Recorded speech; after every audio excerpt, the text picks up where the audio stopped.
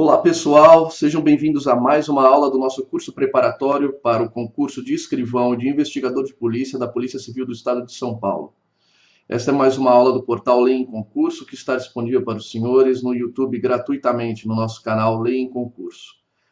Eu vou começar lembrando os senhores sobre a aula anterior. Na aula anterior nós falamos sobre o crime de lesão corporal, vimos a lesão corporal dolosa, vimos a lesão corporal culposa, a lesão corporal seguida de morte e encerramos o capítulo da lesão corporal e hoje vamos falar sobre alguns crimes de perigo que estão previstos no artigo 130 a 132 do Código Penal.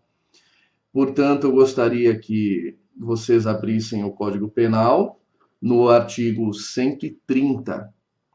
É o capítulo 3, que fala dos crimes da periclitação da vida e da saúde. Nós vamos começar falando sobre o artigo 130. O artigo 130, ele trata do crime de perigo de contágio venéreo. Vamos ler? Artigo 130. Expor alguém por meio de relações sexuais ou qualquer ato libidinoso a contágio de moléstia grave, de que sabe ou deve saber que está contaminado. Pena detenção de 3 meses a 1 ano ou multa. Pois bem, pessoal, o que consiste esse crime? Esse crime ele visa punir aquele sujeito que, sabendo ter uma doença venérea, ele, mesmo assim, deixa de tomar os cuidados para garantir que o seu parceiro sexual não seja contaminado por aquela doença. Em primeiro lugar, nós precisamos ter em mente o que é a moléstia venérea. A moléstia venérea é a doença que se transmite apenas pelo ato sexual ou por outro ato libidinoso. Porque quando o legislador utilizou essa expressão aqui, relações sexuais, isso aqui é de uma época em que a ideia de relações sexuais era da relação da cópula vaginal, ou seja, da penetração do pênis na vagina, aquela ideia básica de sexo. E então a expressão qualquer outro ato libidinoso são outros atos sexuais que são praticados pelas pessoas e que são capazes de promover uma troca de fluidos e também, enfim, capazes de transmitir as doenças venéreas. É preciso ter cuidado com o conceito de moléstia venérea, porque, por exemplo, a AIDS, que é talvez a primeira doença que se pense quando se fala em doença venérea nos dias atuais, ela não é uma doença venérea. Por que não é uma doença venérea? Porque ela pode ser transmitida por vários outros meios, pela transfusão de sangue, né? Pelo implante de órgãos, ela pode ser transmitida de várias outras formas. Então, não se restringe apenas ao ato sexual, tá? Então, a AIDS não é uma doença venérea para os efeitos aqui do artigo 130. Outro ponto importante, pessoal, é que o agente saiba que tem a doença, ou pelo menos deveria saber que tem a doença. Como é que ele pode saber que tem a doença? Quando ele já tem a consciência, já tem exames que constataram que realmente ele tem a doença. E o deve saber diz respeito à existência, à presença de vários elementos, por exemplo, visualmente é possível identificar que no pênis do agente há sinais conhecidos de uma determinada doença venérea. E ele poderia, através daqueles sinais, identificar que ele era portador de determinada doença. Tá certo? Quem é que pode praticar este crime? Se ele exigir a transmissão, o contágio de uma doença venérea, nós só podemos ter como agente, como autor do crime, um portador de doenças venéreas, ou seja, uma pessoa contaminada. Tá? Se ela não estiver contaminada, não haverá crime. Da mesma forma, é preciso que ele saiba ou deva saber, ou possa saber, que ele está contaminado. Caso contrário, não haverá dolo, certo? Como nós aprendemos na aula sobre dolo, ele tem que ter a intenção de gerar o perigo de transmitir a doença, okay? Ou então ele deve pelo menos assumir este risco, É possível que eu esteja assim, e eu vou assumir o risco de realmente estar com a doença e, estando com a doença, expor o meu parceiro sexual a perigo. Essa é a ideia. Então, se ele não souber, se ele realmente não tinha como saber, não haverá o crime, ok? E aí, prosseguindo, vamos ler o parágrafo 1º do artigo 130. O parágrafo 1º diz o seguinte: se a intenção do agente transmitir a moléstia, reclusão de 1 a 4 anos e multa. Então, nós podemos ver que o artigo 130 prevê o agravamento das penas, portanto, ele qualifica o crime de perigo de contágio venéreo quando o agente, além de ele saber que tem, ele pratica a relação sexual ou qualquer ato libidinoso com a intenção deliberada de transmitir aquela doença para o seu parceiro sexual, ok? Aqui, notem que nós estamos falando sobre crime de perigo. Então, tanto a exposição de alguém ao contágio de moléstia venérea, como a exposição de alguém com a intenção de transmitir esta doença venérea de que o agente está contaminado, elas não exigem a efetiva contaminação. Portanto, o crime será considerado consumado independentemente da efetiva contaminação da vítima. Não é necessário que a vítima esteja contaminada, ok? Se a vítima vier a ser contaminada, Caio, bom, se ela vier a ser contaminada, nós estaremos, e essa contaminação resultar em uma lesão corporal de natureza grave ou de natureza gravíssima, haverá então o crime de lesão corporal grave ou de lesão corporal gravíssima, previstas lá no artigo 129, parágrafo 1º ou parágrafo 2º, conforme a gravidade da lesão, ok? Se a lesão for apenas leve, aí a lesão ficará absorvida pelo crime de perigo de contágio venéreo, ou seja, o agente responderá somente por este crime do artigo 130 e se ignorará a lesão corporal leve, ok? Ela está compreendida já dentro do crime de perigo de contágio venéreo, tá certo? E uma outra característica do crime de contágio venéreo é que nós temos 3 tipos de ação penal de natureza pública, como eu expliquei para os senhores, a depender da possibilidade de a vítima ter controle sobre a ação ou de a ação ser totalmente de interesse da sociedade, portanto, o Ministério Público ter o controle sobre a ação. Existe ação pública incondicionada, que é aquela que o Ministério Público começa, o inquérito é instaurado na delegacia e o Ministério Público oferece denúncia, independentemente da vontade da vítima. Existe também a ação pública condicionada à representação, em que a vítima tem que se manifestar no sentido de querer que a investigação e que a ação penal tenha início, para que, caso contrário, a ação não terá início. E existe a ação penal privada, que é aquela em que a vítima tem que dar impulso, a vítima tem que contratar um advogado ou pedir um defensor público para dar andamento desde iniciar o inquérito policial até a ação inteira, a ação penal toda, ok? Então, nesse caso, no caso do crime do artigo 130, nós temos uma ação penal pública condicionada à representação, está lá no parágrafo 2º. Vamos lá, artigo 130, parágrafo 2º. Somente se procede mediante representação. E aí os senhores podem estar se perguntando, como é que eu sei que um crime só se procede mediante representação, se o crime é de ação pública incondicionada? Como é que eu faço para saber, Caio? É relativamente simples, pessoal.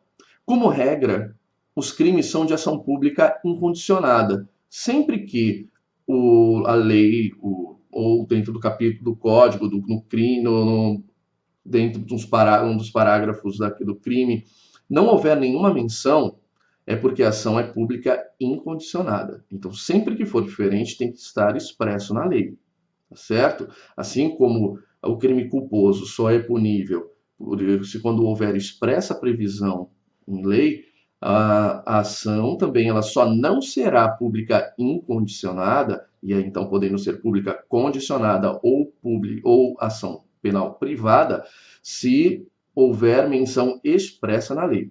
Às vezes ela vai estar em um dos parágrafos do artigo. Então, por exemplo, aqui ela está no artigo 130, parágrafo 2º.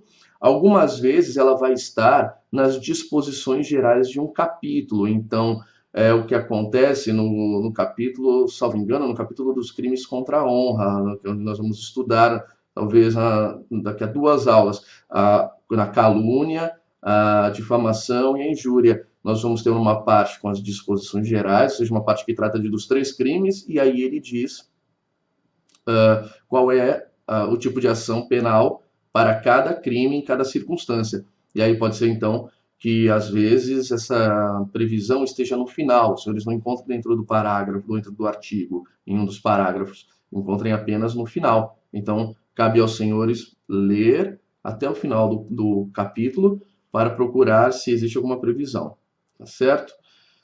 Como regra, nós vamos perceber que a ideia é a seguinte, a ação penal ela só não será pública incondicionada quando houver um interesse maior da vítima de preservar a sua intimidade ou então quando for um crime muito pouco importante. Então, aqui no caso do perigo de contágio venéreo, a ação só se procede mediante representação porque às vezes a vítima não quer se expor e revelar para toda a sociedade, imagina numa cidade pequena, em que todos na delegacia, em que no fórum vão ficar sabendo que ela sofreu contágio venéreo. Hoje parece menos importante, mas o Código Penal foi promulgado em 1940, tá? E ele é o mesmo.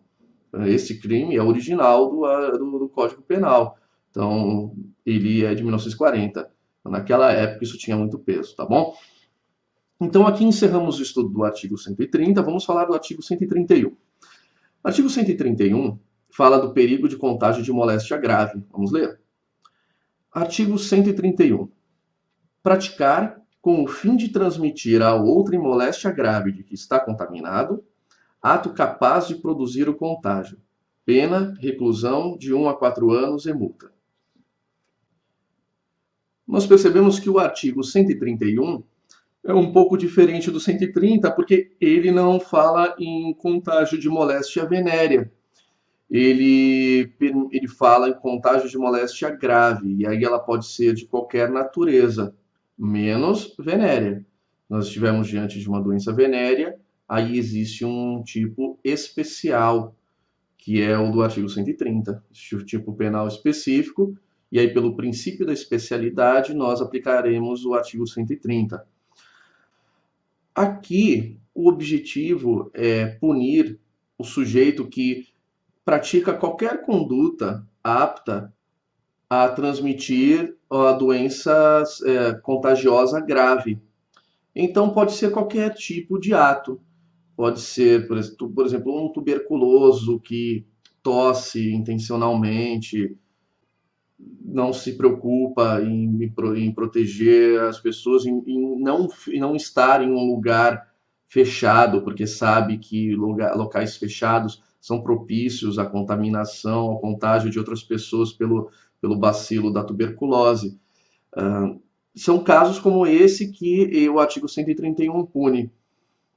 É preciso que o agente esteja contaminado pela doença. Se ele trouxer, por exemplo, numa seringa, um micro-organismo que ele não tem em seu corpo, em seu organismo, ele não praticará a conduta que está aqui descrita, tá bom? O tipo fala em moléstia grave. Como é que nós vamos aferir se a moléstia é grave? Existe um pouco de divergência entre os doutrinadores de direito. Alguns dizem que deve-se seguir uma orientação do Ministério da Saúde, outros dizem que o juiz deverá verificar qual foi o impacto que essa doença, qual é o impacto que essa doença normalmente tem na saúde das pessoas. Então, é inegável que a tuberculose é uma doença grave, certo? Já, por exemplo, uma alergia na pele, aí é de gravidade questionável. Então, me parece que tem mais razão aqueles que defendem que o juiz é que deve verificar, no caso concreto, se a moléstia é grave ou não, tá bom? Então, nós temos que ver aqui o seguinte, nós estamos diante de um crime de perigo. Então, como eu disse no estudo do artigo 130, nós temos aqui apenas o crime de perigo. Então, ele não exige o efetivo contágio. Ele exige apenas que o agente contaminado por doença contagiosa exponha, pratique um ato que seja capaz de produzir o contágio. Tá certo? E aí, se produzir efetivamente o contágio e se essa doença causar uma lesão corporal grave ou gravíssima, nós estaremos então diante do crime lá do artigo 129, ou parágrafo 1º ou parágrafo 2º, tá certo? Se for apenas uma lesão corporal de natureza leve, aí essa lesão corporal vai estar absorvida, tá? Outra questão importante é que aqui, como eu disse, nós estamos falando apenas de crime de perigo, então não é necessário que ocorra efetivamente o contágio, a contaminação. Basta a exposição. Então, vamos dar um exemplo de aplicação desse artigo. Como eu disse, no caso do tuberculoso, o sujeito está com tuberculose, entra num local fechado, sabendo que não poderia ficar ali, causaria o risco. Alguém percebe que ele está assim, ele é alertado a deixar o local, ele diz, não vou deixar, e começa a tossir, fica nervoso, tosse. A polícia militar é acionada, leva o sujeito à delegacia. Chegando à delegacia, parece estranho levar à delegacia um sujeito que está doente, vai contaminar então os policiais. É só um exemplo hipotético, para vocês entenderem a mecânica, tá bom? Eles levam ele à delegacia, o crime está consumado. O crime está consumado, não há de falar em tentativa, porque bastou ele expor a perigo as pessoas para que o crime se consumasse, tá bom? Então, se chegar um caso desse na delegacia para os senhores, os senhores vão escrever que o crime de perigo de contágio de moléstia grave, artigo 131, consumado lá no boletim de ocorrência, ok? É possível a tentativa? A tentativa aqui, pessoal, é possível. É difícil de ocorrer, mas é possível sim. Porque como eu expliquei aos senhores na aula sobre tentativa, sobre crime tentado, para que o crime possa ser tentado, basta que a conduta possa ser fracionada. Vocês lembram da explicação? Então vamos imaginar nesse crime aqui, que o sujeito, utilizando ainda aquele exemplo, o sujeito esteja entrando no local fechado, alguém tenha ouvido ele tossir ainda na rua e fala assim, estranho, você está tossindo muito, você não está com tuberculose? E ele diga, estou sim, não, mas eu vou entrar. E aí ele seja impedido de entrar. Seja impedido e aí seja preso. Crime tentado. Tá bom? Tudo que é mais importante sobre o crime foi dito. É difícil de cair esses crimes na prova dos senhores, mas é importante que seja ensinado, tá bom? E agora vamos ao último crime, talvez o que eu mais tenha aplicado na minha carreira na Polícia Civil foi, dentre esses 3 crimes, foi o do artigo 132. Vamos ler? Artigo 132. Perigo para a vida ou saúde de outrem. Artigo 132. Expor a vida ou a saúde de outrem a perigo direto e iminente. Detenção de 3 meses a 1 ano, se o fato não constitui crime mais grave. Primeira coisa aqui, pessoal, mais um crime de perigo. Tá? O que são os crimes de perigo? Aqueles crimes que não exigem um resultado danoso. Então, ele não exige que ocorra efetivamente o dano. Tá? E esse crime aqui do artigo 132 tem uma peculiaridade em relação aos outros dois. A pena diz expressamente, pena detenção de 3 meses a 1 ano, se o fato não constitui crime mais grave. Então, o que isso significa? Que se este perigo à vida de outrem constituir um crime de perigo mais grave, ou mesmo um crime de dano mais grave, nós não aplicaremos o artigo 132, nós pularemos o 132 e encaixaremos, então, aquela conduta somente no outro crime mais grave. Então, por exemplo, um crime de perigo mais grave, o crime de incêndio, salvo engano, está previsto no artigo 250 do Código. Se o perigo que foi gerado pelo agente for um perigo como o provocado por incêndio, não haverá o crime aqui do artigo 132, haverá o crime do artigo 250. E outra situação, vamos supor que o perigo seja exposto por um outro crime mais grave. Por exemplo, o agente dispara com arma de fogo na direção de uma outra pessoa, apenas para assustá-la. Ele sabe que ele não vai acertar, ele não quer matar nem causar lesão corporal, ele só quer assustar. E aí, mas é claro que quando ele faz isso, ele gera o perigo de acertar. Ele responderá pelo crime descrito lá no artigo 15 do Estatuto do Desarmamento, e fala sobre disparar arma de fogo em local habitado ou nas proximidades desse local. Tem uma pena muito mais grave.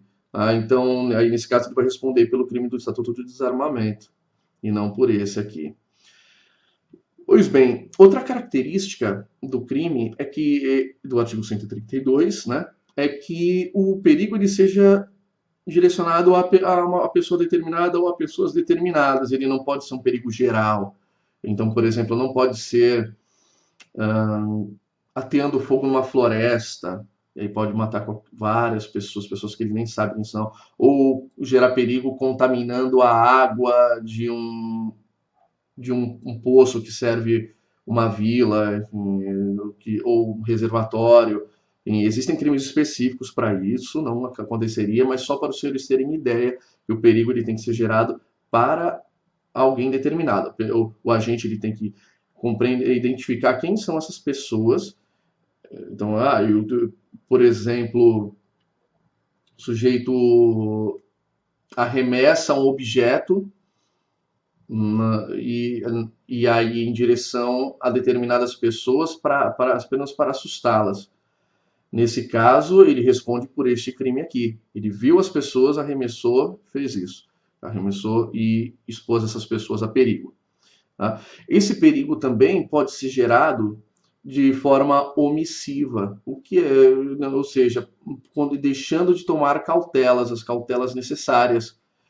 Vamos supor o seguinte: sou um construtor e eu tenho a obrigação de fornecer equipamentos de segurança para os meus funcionários, os meus empregados. E aí esses trabalhadores trabalham sem os equipamentos, numa situação que expõe esses trabalhadores a um risco à própria vida ou à própria saúde.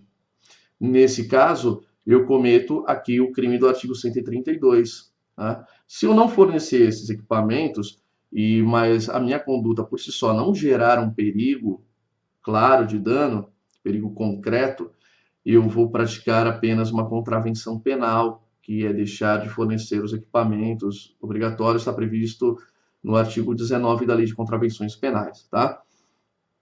Então, é isso, pessoal. O perigo, então, a exposição da vida ou da saúde de outrem a um perigo direto e iminente. Então, o perigo deve ser exposto diretamente e deve ser muito próximo, não pode ser um perigo remoto, tem que ser iminente, tá bom?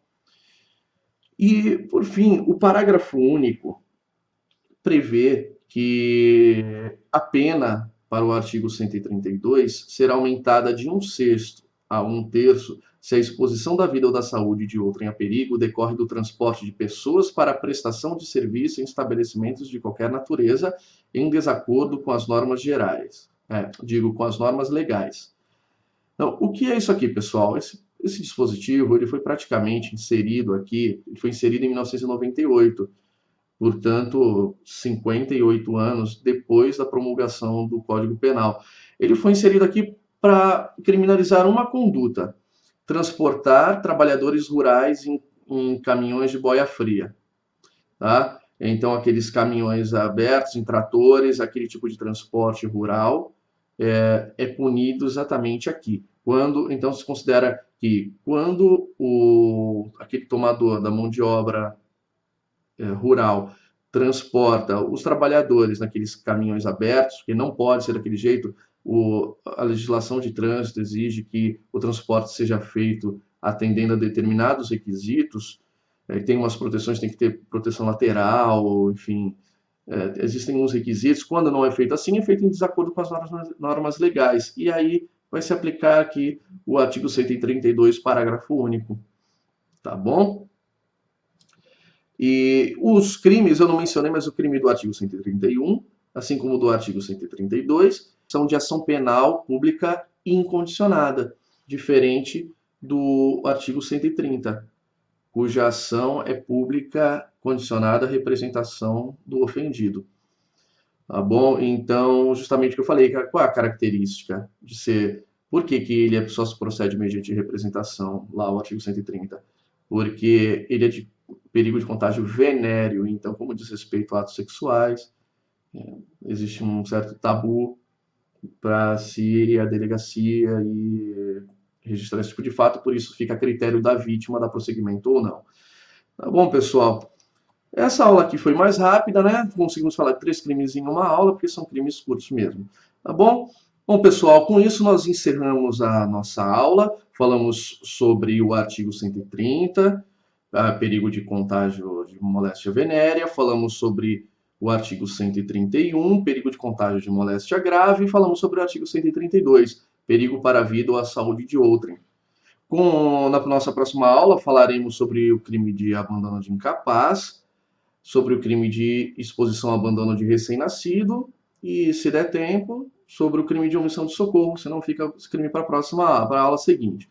Tá bom, pessoal? Então, continuem no estudo forte. Não esqueçam de curtir aqui este vídeo, cliquem lá no dedinho curtir, tá bom? Inscrevam-se no canal em concurso, só se inscrevendo no canal é que os senhores vão ser notificados das novas aulas, como elas estão sendo gravadas ainda. Neste momento, os senhores só vão tomar conhecimento se inscreverem no canal, tá bom? E também, se já tiverem sido gravadas todas as aulas, quando o senhor estiver assistindo esse vídeo, se o senhor também estiver interessado em prestar outros concursos, vai receber as informações se estiver inscrito, ok? Material de apoio está disponível no site do concurso.com.br. Novidades sobre concursos vai ter lá no site ou então na página do Facebook, facebook.com/linkconcurso. Certo, pessoal? Firme nos estudos, foco, concentração e até a próxima aula.